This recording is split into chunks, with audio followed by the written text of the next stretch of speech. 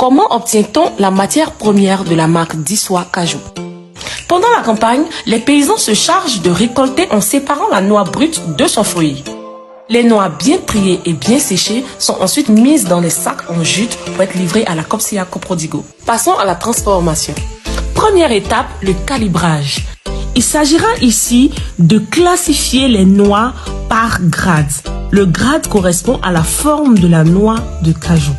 Alors les noix vont ainsi tourner dans le calibreur afin de leur permettre de descendre par chaque sortie correspondante à chaque grade. Donc nous allons aller du grade C1, C2, B1, B2, A1, A2 et le A+, qui sont les plus grosses noix. Donc là j'ai filmé du plus petit au plus grand. Et ça va permettre ainsi de calculer le temps de cuisson en fonction de la forme de la noix de cajou.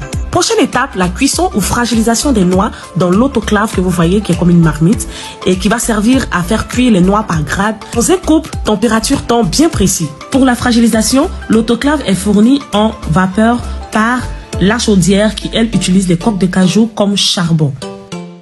Des amandes. Ce sont ces produits locaux qui sont utilisés pour produire les dérivés de la marque d'Issoi Cajou que vous adorez.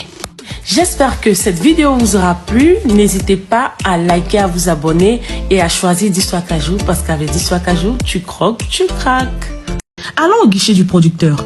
Ici, les noix fragilisées et refroidies sont décortiquées par des experts formés pour la machine manuelle. Elle permet de maîtriser le décortiquage avec moins de brisures.